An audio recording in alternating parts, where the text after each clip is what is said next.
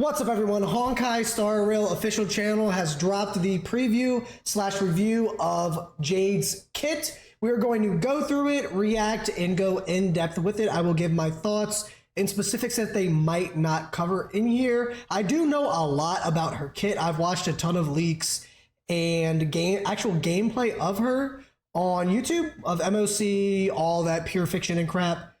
She is a pure fiction dominator for sure. So if you need someone for pure fiction to follow up, she's your gal. I'm gonna probably skip around this. When one is in utter despair and ready to give up everything they have, they may submit an application. But I haven't watched it yet. Strategic Obviously, Investment Department, a beautiful yet dangerous lender. She has a little. Look at her lipstick. She has her name on her lipstick. See right here? That's pretty cool. Investment Department. World. All right. Let's just fast forward a little bit. Blah blah blah blah blah. Let's get to the kit. The path of erudition. This cold and elegant lender, skilled at discerning people's hearts, makes enemies pay through collateral and contracts, generating profit for the IPC. When Jade uses her basic attack, she deals quantum damage to a single target enemy. Quantum element. And units adjacent to the. So as you can see, basic, one singular target and adjacent left and right. Target. When Jade uses her skill, she can designate an ally unit as the debt collector, increasing their speed for a certain number of turns. All right, so this right here, her skill increases their speed, but also does something else, which I'm sure Albert will explain soon. In my opinion, giant AoE units, such as Herta, that attack everybody, is Jade's best friend. Pair her with anyone that hits all AoE for everyone, and you'll build her stacks and get her follow-ups to trigger a lot faster. Now let's watch him get into that. After the debt collector performs an attack, each enemy hit will suffer additional damage from Madam Jade one time. But Madam Jade's investments never come free. To gain something from her, you must be ready to pay a fair price. That's right. After every time the debt collector attacks, a certain portion of their max HP will... Boom, right down here. A sliver, almost non-existent. Kind of like Blade when he attacks, but he uses a ton of health. This one, almost nothing. Be consumed. If Jade is the debt collector, she won't gain the speed boost, and her HP won't be consumed after her attacks. After Jade or a debt collector attacks, Jade gains 1 point of charge.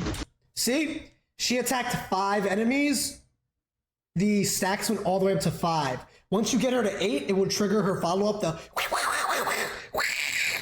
and hit a ton of follow-up.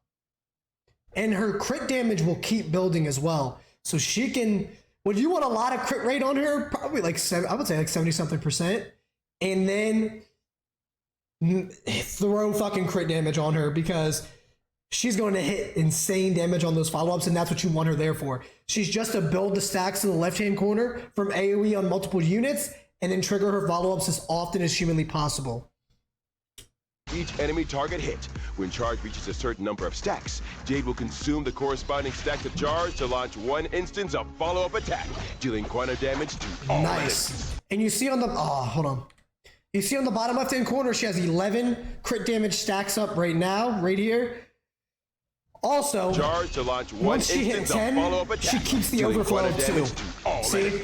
Right there. Madam Jade always said, life is too short to miss out on golden opportunities. She never misses an opportunity and always pursues victory relentlessly. Words of wisdom. Pursuing victory will indeed reap you more rewards. When Madam Jade triggers her talent's follow-up attack, she immediately gains a certain number of pawned asset stacks that increase her crit damage. Boom! After unlocking certain traces, when enemy targets enter battle, and when a debt collector's turn starts, Jade will gain a certain number of pawned asset stacks. She gained 3 on Herta's turn. I'm not sure if that's base off of your debt collector's stacks, or if it's some sort of Eidolon tied to, or traits. He did say after you have certain traits level, it gives you more, I would assume. 3 is pretty good. Me that rewards are not reaped in a day. As the most outstanding lender, Madam Jade is an expert at waiting, such as waiting for the best opportunity to use the pawned asset to create leverage.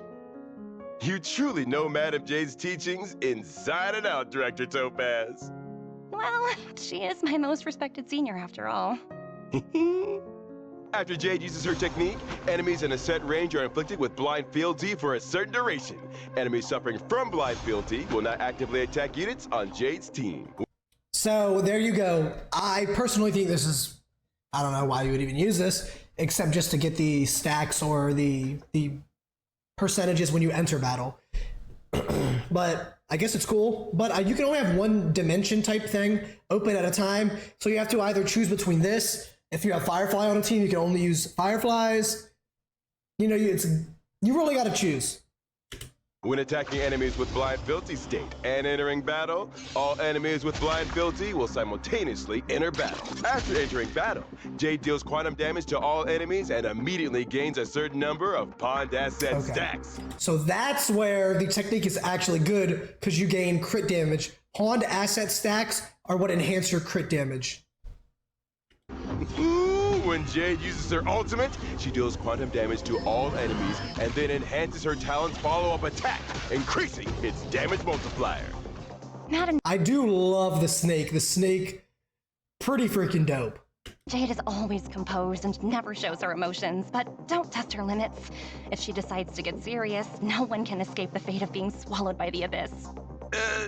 So the ult is basically just damage and then upping her stacks for her follow-up. Speaking Nothing from too crazy. experience, are you?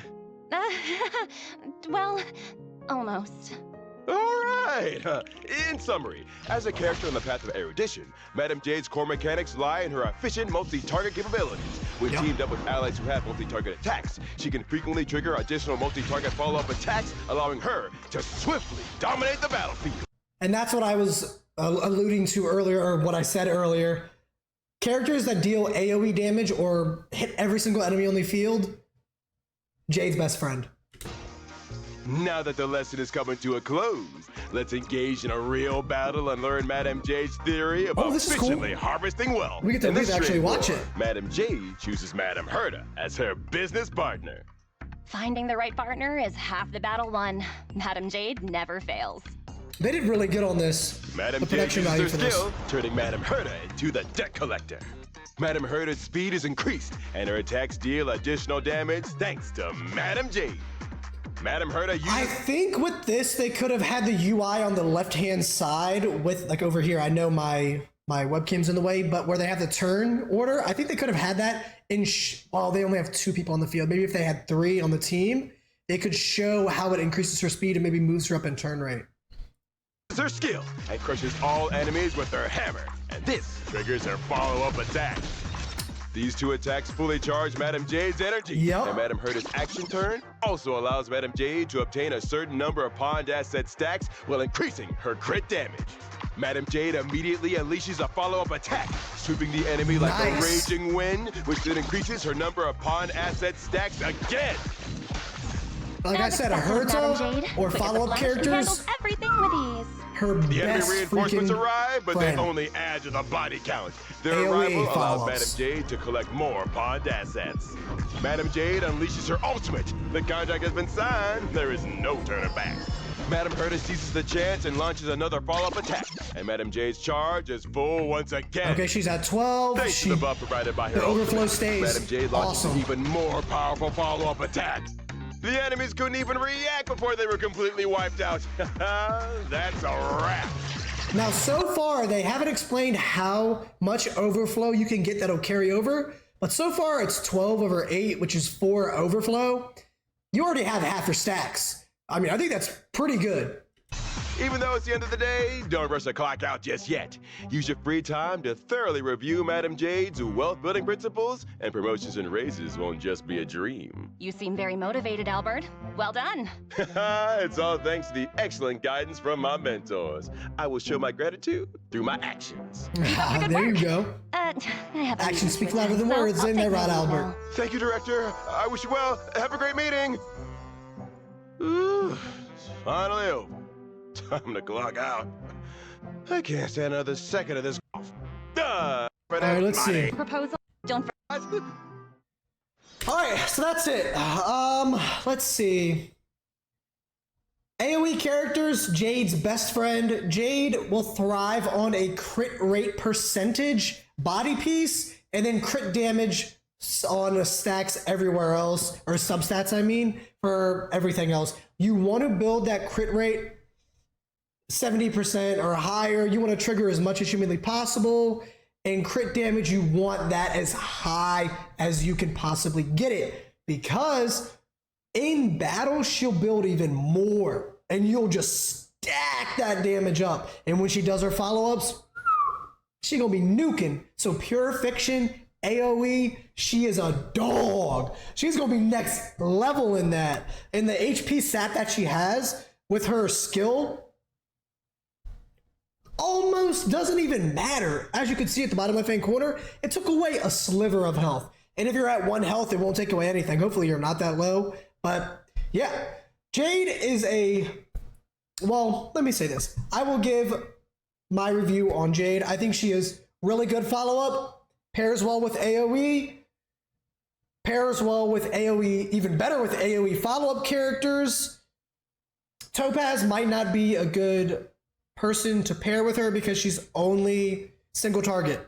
So beware of that, which means she won't build as many stacks. I personally will not be pulling for her because I am broke as shit. Firefly took me to 160 pity. Yeah, and so did Robin.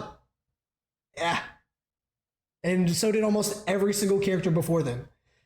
That's it, guys. If you liked, don't forget to comment. Let me know what you thought. Let me know if you're gonna pull for Jade. Peace.